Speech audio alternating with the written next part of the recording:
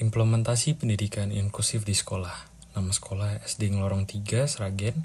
Tanggal analisisnya 10 Januari 2025. Tim penyusunnya saya sendiri, Bagus Tripamungkas, NPM 2208010019.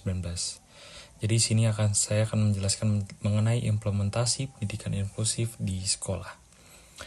Oke, di sini saya akan membahas mengenai stres atau kekuatannya. Yang kita bahas yaitu anak SRA, yaitu program yang berusaha menciptakan sekolah nyaman, aman, bersih, sehat, hijau, dan inklusif bagi perkembangan fisik, kognisi, dan psikososial anak. Jadi saya meneliti di sebuah SD Ngelorong 3 yang telah menjadi sekolah ramah anak.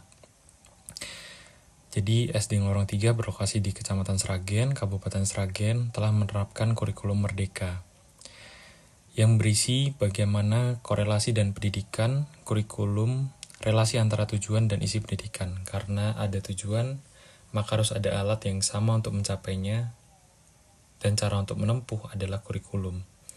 Kurikulum dapat berarti suatu rencana yang disusun melancarkan proses belajar mengajar di bawah bimbingan dan tanggung jawab sekolah atau lembaga pendidikan beserta staf dan pengajarnya.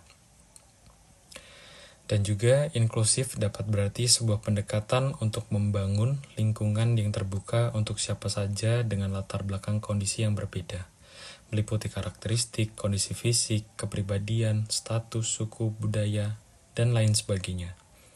Apabila ditelaah dalam konsep pendidikan, maka pendidikan inklusif berarti pendidikan yang mengikutsertakan anak-anak memiliki kebutuhan khusus ABK. Lalu yang terakhir, modifikasi kurikulum berarti perubahan kurikulum yang disesuaikan dengan kondisi sekolah dan peserta didiknya. Modifikasi kurikulum yaitu bisa terdapat 4 komponen, yaitu modifikasi tujuan, isi, materi, dan proses, serta evaluasi. Lalu yang kedua terdapat weakness atau kelemahannya. Meskipun sekolah telah menerapkan kurikulum merdeka dan memiliki kurikulum operasional, sekolah mencakup aspek inklusif. Namun nyatanya keberhasilan inklusif sangat bergantung pada kompetensi guru. Kurangnya pengetahuan dan keterampilan guru dalam menangani kasus ABK. Meskipun telah berusaha memodifikasi kurikulum, namun keterbatasan sumber daya seperti buku ajar, alat bantu pembelajaran, teknologi yang sesuai dengan kebutuhan ABK dapat menjadi kendala. Lalu sekolah ramah anak dinilai memiliki aksesibilitas fisik yang baik bagi semua anak, termasuk ABK. Namun nyatanya banyak sekolah yang masih memiliki kendala hal aksesibilitas fisik seperti kurangnya untuk kursi roda, toilet yang tidak ramah disabilitas, atau letak kelas yang sulit dijangkau untuk mobilitas terbatas.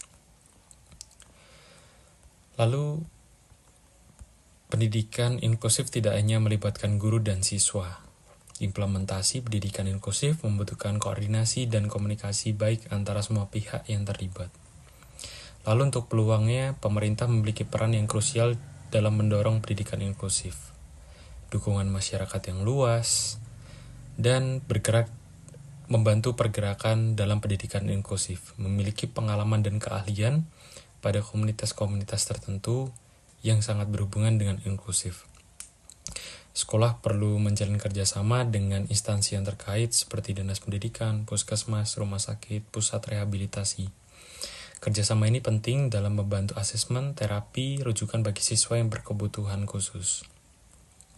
Lalu untuk ancamannya, salah satu ancaman terbesar yaitu persepsi masyarakat masih terbatas mengenai pendidikan inklusif. Banyak orang tua, masyarakat umum yang belum sepenuhnya memahami konsep bagaimana inklusif atau ABK.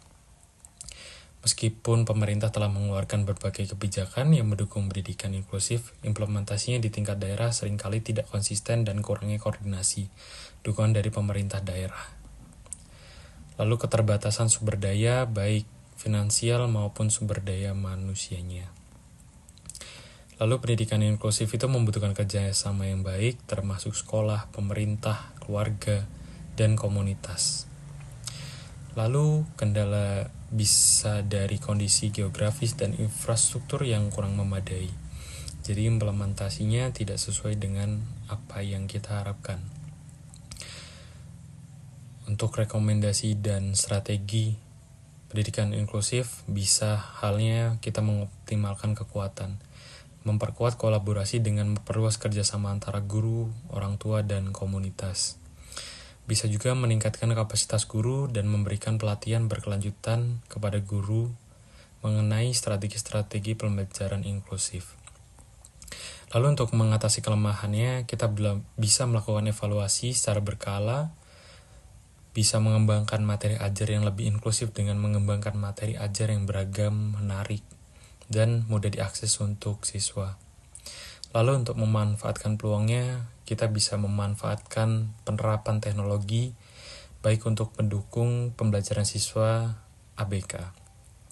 Lalu memberikan jejaring dengan mudah sekolah lain untuk menjalin kerjasama. Berbagai praktik terbaik akan diberikan bagi sekolah-sekolah yang telah menjalankan untuk bisa memberikan ke sekolah-sekolah yang belum bisa menjalankan pendidikan inklusif. Lalu untuk mengatasi ancamannya, kurangnya sumber daya, baik itu sumber daya manusia maupun sumber daya finansial, kita harus bisa mendorongnya. Lalu untuk catatannya, dengan penerapan strategi inklusif, diharapkan sekolah-sekolah bisa berkolaborasi, yang belum berhasil bisa bertanya atau dari Dinas Pendidikan bisa menginformasikan agar program inklusif bisa berjalan sesuai apa yang kita inginkan. Terima kasih, saya tutup.